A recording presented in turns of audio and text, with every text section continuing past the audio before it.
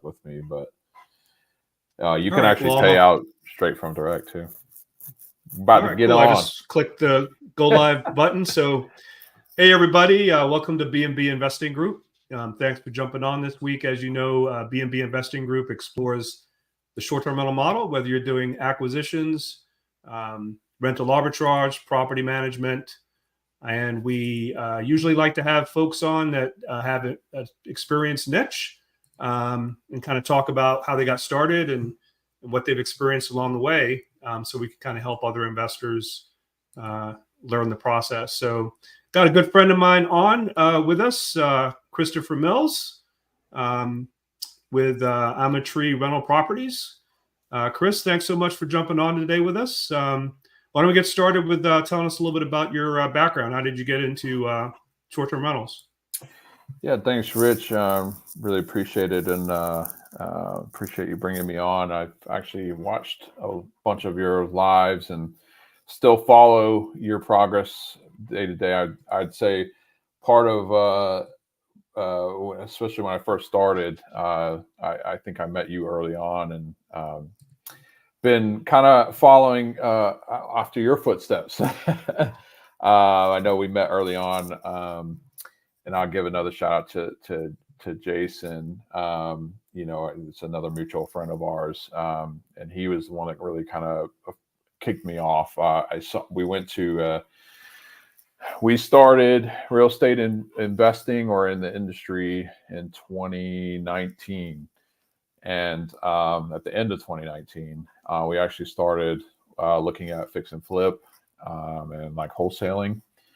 And then COVID hit and we weren't sure what we were going to do. And we went to one of Jason's seminars, and he taught us about the performance-based Airbnb property management opportunity and just kind of that industry.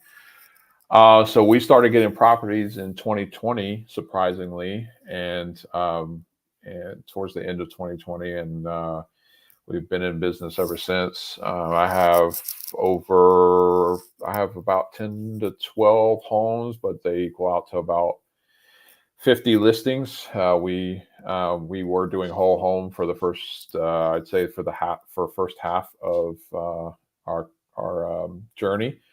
The last 2 years, just over 2 years now, we've been doing the pad split model, which is just renting per bedroom by bedroom. So that's where we're at now. No, we'll get into that. So when you first got started, the very first property that you did, was this a management, rental arbitrage, an acquisition? What was the strategy in the beginning?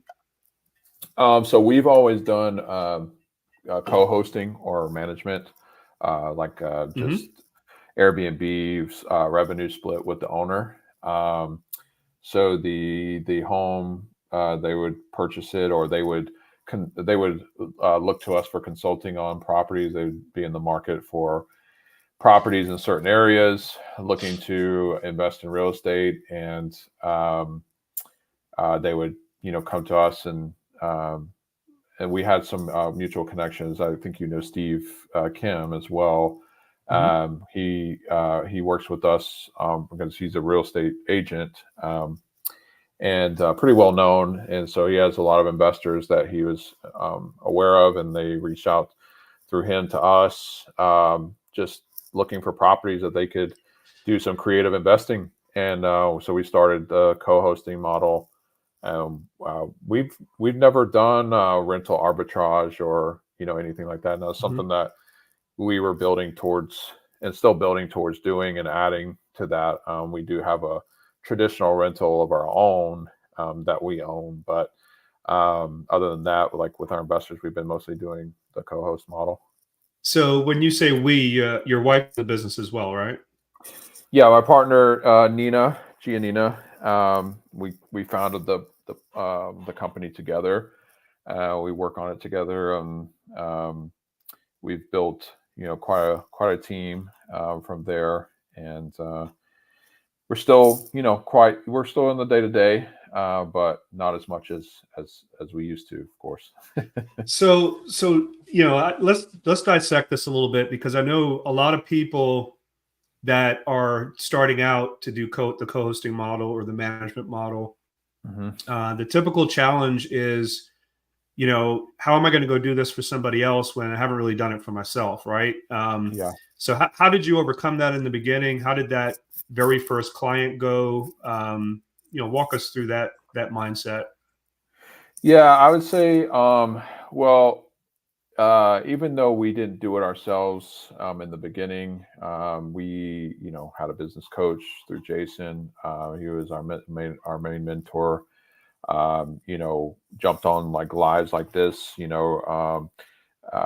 to watch and just see what other people are doing. Honestly, a lot of what people are, talking about, sharing in these lives, sharing in these groups that we're a part of, people like to share. Nobody really holds back. You know, Obviously you can't give all the secrets, right? But like we share quite a bit of information. I think we've always been a part, or felt like we were a part of a group that is just willing to help. And Jason, we started with his class, and that actually got delayed because of COVID. And we didn't actually get to go to his live class until the summer of that year.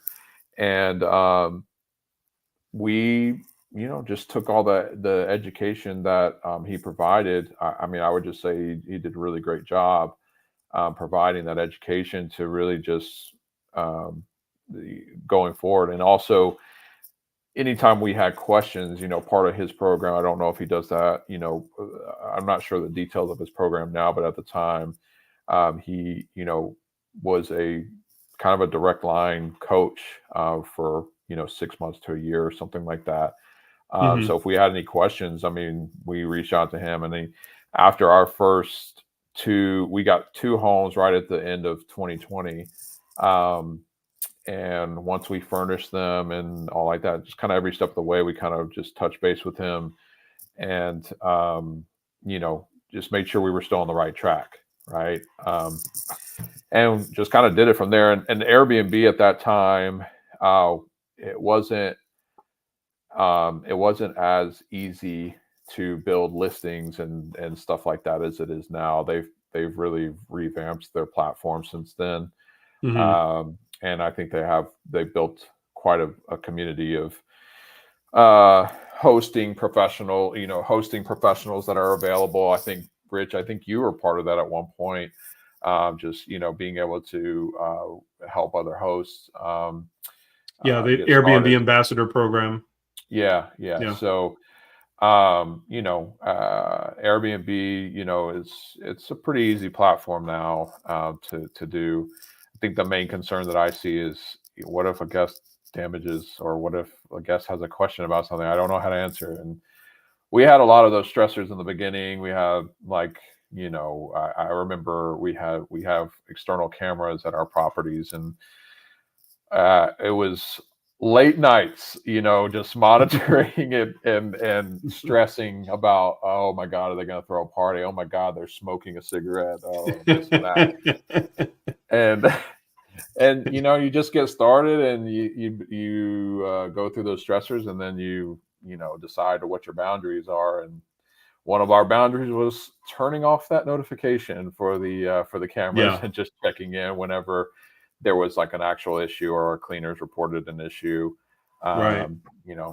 Unfortunately, people are just going to do what they're going to do. You can't really control it, and you just have to have the process on the back end after the reservation is done.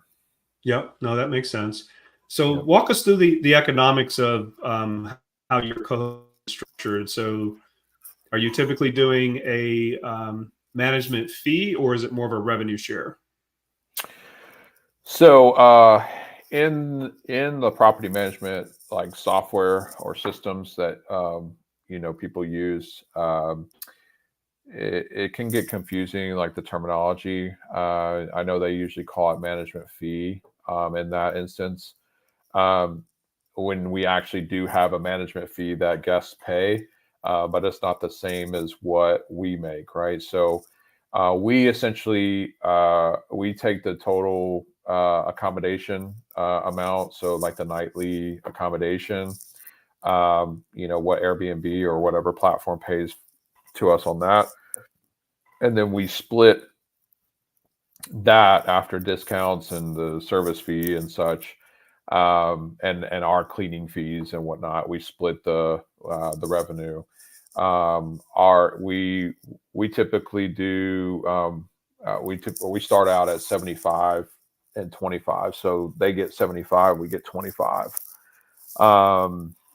percent. That's usually our fee, and that's how we handle marketing and the systems that we put in place and guest communication and just everything, all the way to make our owners really don't have to worry about anything. The only thing they have to worry about is when we come texting or calling and getting approval for repairs or some other maintenance. Mm-hmm. Yeah. So how many bedrooms was the first property you guys engaged with? 2 bedrooms. Okay. And it's still going to this day. Yeah, it was kind of a leap for us and for that owner as well. I think the owner had gotten a pretty good deal on the home at that time, especially during COVID.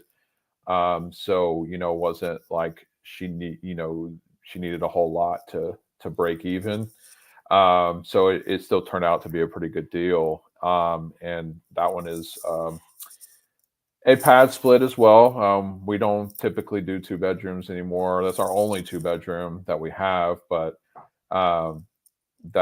we don't typically do pad split for 2 bedrooms really at all. Mm-hmm.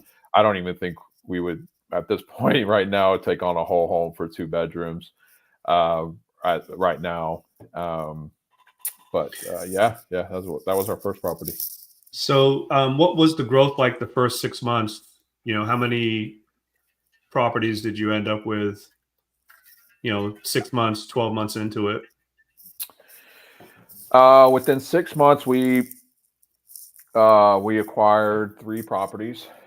Within 12 months, we acquired 7 or 8 at that time. Mm-hmm. So we tripled by 12 months. We actually have an owner now who bought one from us at the beginning of 2021, or not bought one from us, but bought one and acquired, and we managed with him in 2021, and it did so well that he bought 2 more properties after like a couple months later. So we've with the first 12 months went really well, and then I'd say in 2022 we kind of spiked again, especially when we went to pad split. We acquired about 5 or 6 more properties at that time. So let's walk folks through what pad split is that may not be fully aware of that model. I know we've actually had pad split on a Facebook Live to kind of walk through their whole, do a deep dive on it, but just to give us a brief explanation of what pad split is. Yeah, so right. So pad split obviously is a company, padsplit.com, and I think now I've seen that they do like some management now. I don't think they used to, but now they do. But that's a term in the industry is pad split. It's probably the most common one. Essentially, what you do in short is you take a whole home and you essentially treat it like a hotel. Each room is its own listing, and the kitchen and the living room are the common spaces. There's some bedrooms that obviously have their own private attached bathroom, and then there's the guest bedrooms that share a bathroom. We price for that. Obviously, having a private attached bathroom is an amenity that should cost a little bit more than Mm-hmm. sharing a bathroom with other tenants. Yeah, so I mean, And what's the clientele for that type of model compared to Airbnb, right? So, yeah. What's the average length of the stay? What type of folks are kind of coming in there for periods of time? Yeah, so I'll say, with this model for this versus a whole home model, whole home is more people looking for a vacation spot, or they have a larger family that has an insurance stay, or they're going from one house to the next. You typically don't really have a whole lot of business travelers unless you have like maybe a separate basement in the home that you rent out separately. But in pad split, that's pretty much our demographic is business traveling, a lot of internships, a lot of like part-time professors for nearby universities or schools, medical, people in between like apartments, people just needing temporary affordable housing for whatever reason. Maybe they, whatever situation they had before didn't work out, and they just don't have money for a hotel room, or they don't have money to pay for a full apartment, that kind of thing. So they just need something more consolidated, and available and affordable. And what the average stay is much longer, right, compared to Airbnb? Oh yeah, I'd say our average, as of right now, I'd say our average is about 14 days. It used to be closer to like 7, but we have recently opened up our bedrooms to longer stays, and we've ever since we did that within like the last month or so, we've kind of skyrocketed with the amount of people coming in for their internships for 1+ months. So yeah, we're probably right around 15 days. And honestly, people book for that amount of time and then they extend for we get a lot of extensions. We get a lot of returning clients. We get a lot of extensions. Not to mention any add-ons for like the one additional guest. Like all of our rooms, they can only book for one, but they can add a second person because our beds allow it, but for an additional rate per night. So people kind of take advantage of that too. Cool. So what transitioned into that model from an entire home listing? What was it? Was it a particular property that got you involved with that was better suited, or how did you what was the entry into that model compared to Airbnb? I would say it was a particular property, but it was a particular owner. There was an owner that we were introduced to by Steve, and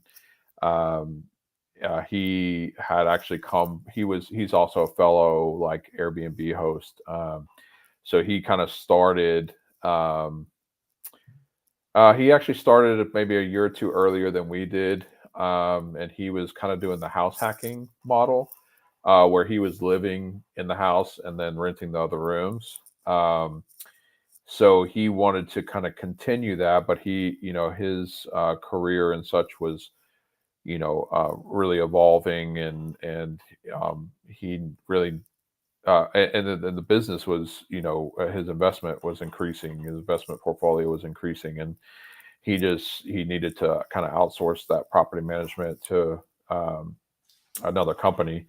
And so he purchased a house in Atlanta, and met us through Steve, and he was really the main one that that got us into pad split, and really he was another mentor. Actually, he was like an owner / mentor. He really helped us understand like the nuances with pad split, and like what are some of the issues that go on and how we counteract that. And he's I would say the main reason we built a majority of our processes that we have. What are some of the challenges? I mean, I've been doing this for 9 years, and I don't know, not that I'm afraid of it, but I've on purpose only done entire home listings. I've never done room by room. I do have some units that we converted over to pad split that were better suited. That didn't work out as a regular short-term rental for various reasons. But walk us through some of the challenges potentially. I mean, you've got common areas, you've got people sharing bathrooms and kitchens and potential personality conflicts. I mean, then you've got the whole, issue with cleaning room by room and common areas, keeping up with it. So just love to hear kind of from your perspective what some of the challenges are with that model.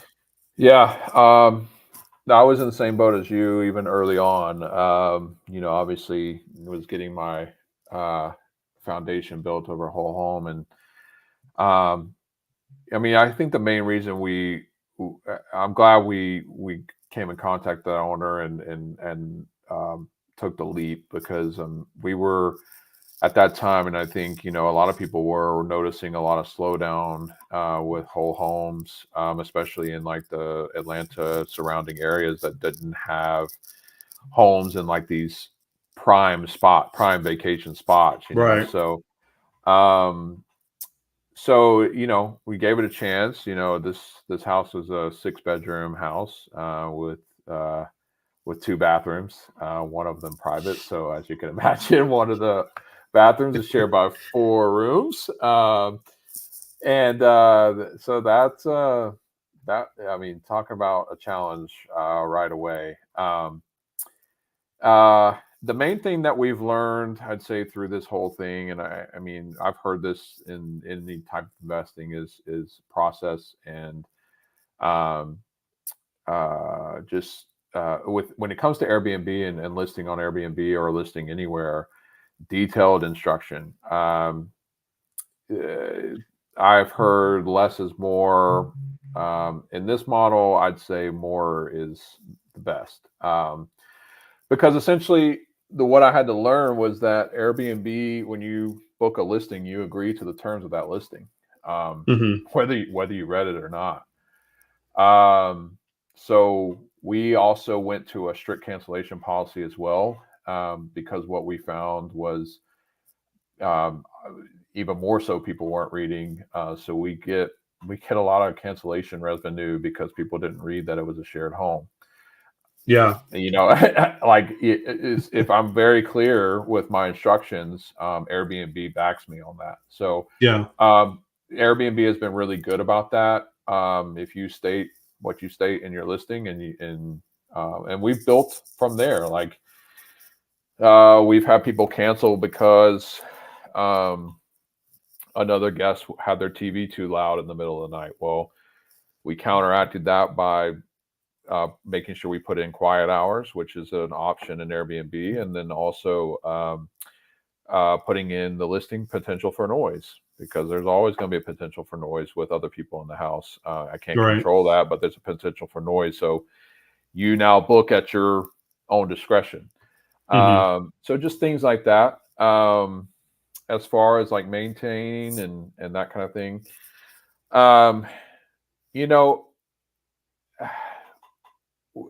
the cleaners that we have, they've been with us for a while. So they've seen kind of the ebb and flow, and they were willing to, and we kind of helped them start their business as well. So they were willing to go from whole home to pad split with us. And we've built processes even through that. It's been a headache. So I would say, being honest, it's been a headache for them too. But we've, especially in the beginning, but we've kind of built on that. We've, and they started out, they're husband and wife, and now they're starting to build more of a team. I think that most headache for them is finding people they can trust to help them.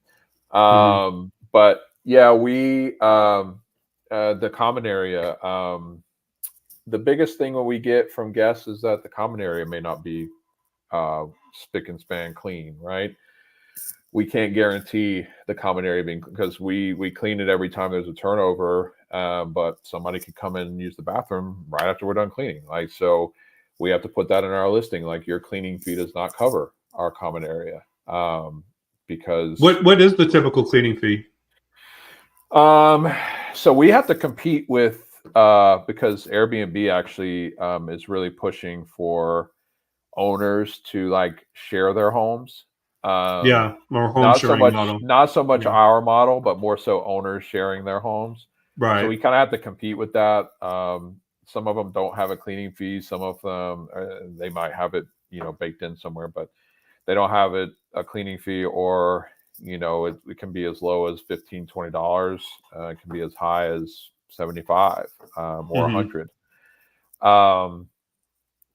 We're kind of in between there, and we have a cleaning fee, and we have linens as well to try to help, because that's another thing. Like, I mean, these rooms and these homes, they're used way more than a whole home is, so things start to deteriorate faster. So we just try to accommodate for that, but we see the need for it, so it comes in, and we deal with the rule breakers as we normally would with whole home.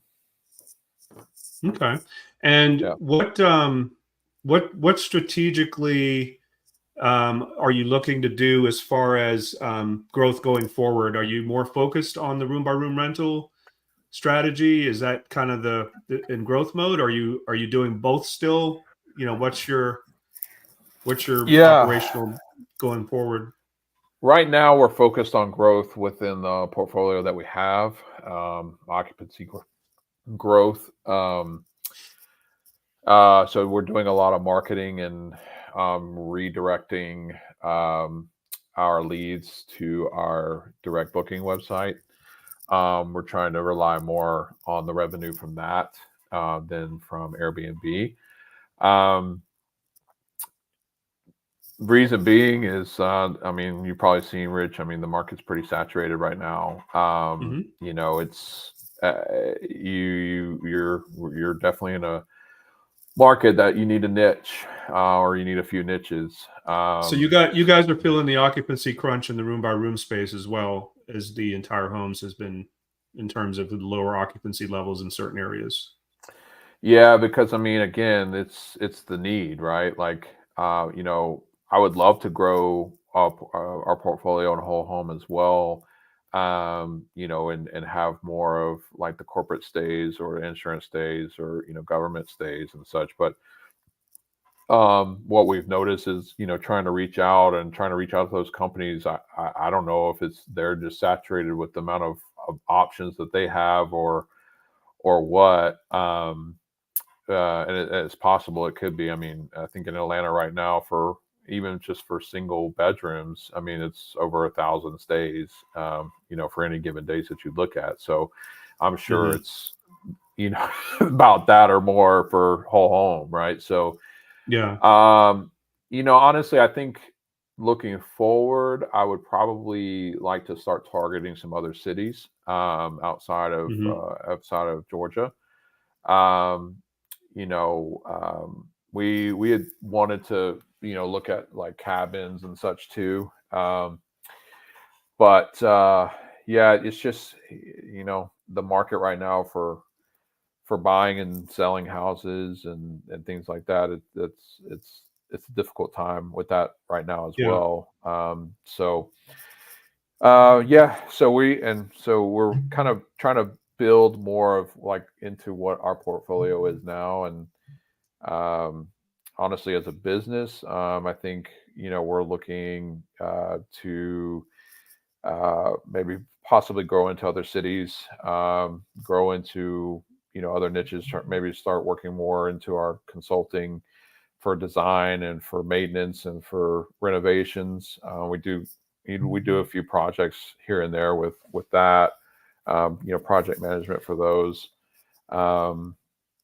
And then something that keeps coming up every so often, and it came up again when I saw your text, was education. We're in a niche that I've been on a few of these lives already so far within the last year, and every time I show up to some of networking events, people always want to ask me about the pad splits and how we're doing and things like that. So that's something that's come up as well, going into education and that kind of thing.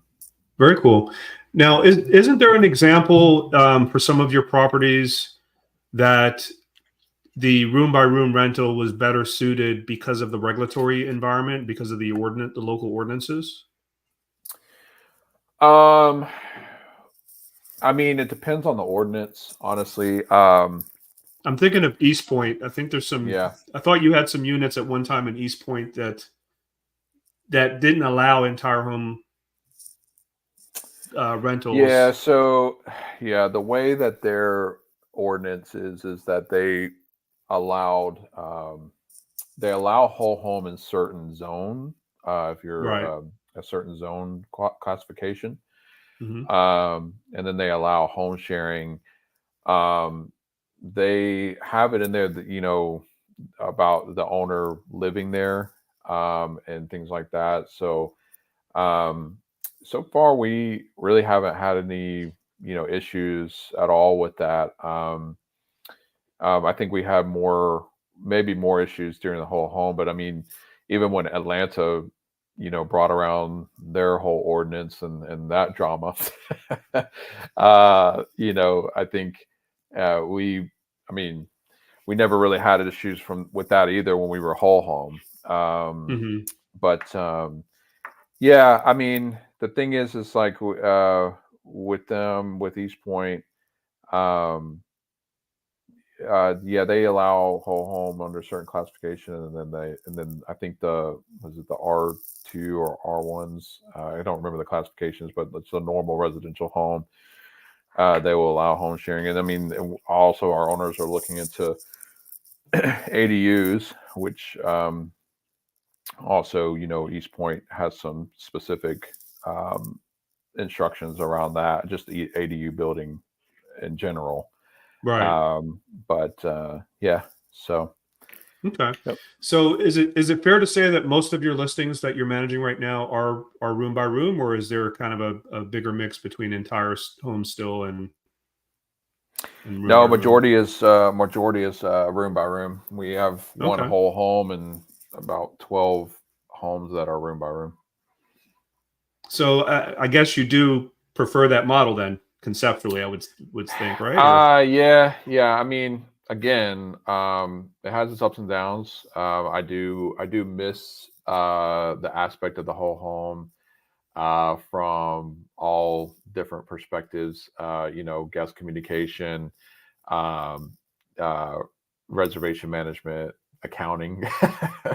It made accounting a lot easier. There wasn't nearly as many transactions, but, I do miss it. But I think, we pride ourselves in a company that is flexible, and we promised that to our owners and our, partnerships that we have, from day one. Hey, if this doesn't work, we're going to discuss, some other models. We're going to discuss some other options. We've had owners go from want to go from from they were good with whole home to pad split. Some of them wanted to go back to whole home. So we did that, and then they realized, oh, maybe it's not as good, and they went back to pad split, or they took it for themselves to do a traditional rental. But yeah. we consulted them along the way. I mean, for us, Hmm. it wasn't so much about the revenue to generate revenue, is more about the trust. We Hmm. we we pride ourselves in that trust, and everything that we do.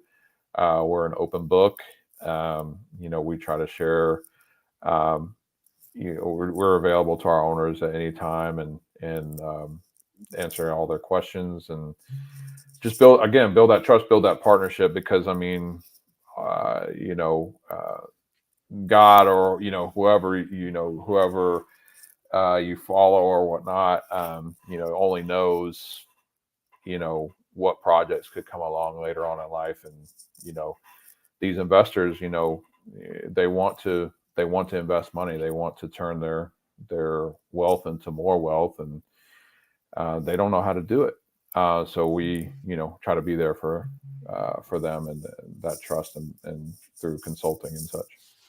Awesome, awesome. So as we get down to the close here, if you had one piece of advice that you could give somebody that's looking into or getting started with the room by room model that you currently do, what would you tell them? Um, I would tell them. I would say room by room model is probably one of the easiest to get into. And the reason I say that, even if you're just starting out in Airbnb investing, I mean, if you live in a home that you have 3 or 4 extra bedrooms in it, there's your pad split. And you could just start with that. You could start with one room in your house and move on to the next.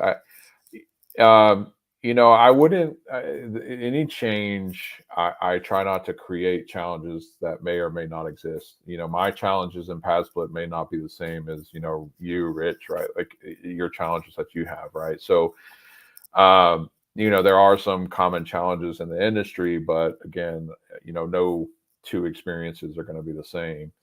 So, I would just advise to jump in. I mean, again, pad split's probably the easiest one because again, even if you have a 2-bedroom apartment and your, complex allows it, if you live there, you can rent out the other bedroom. We used to do that in the house that we were living in.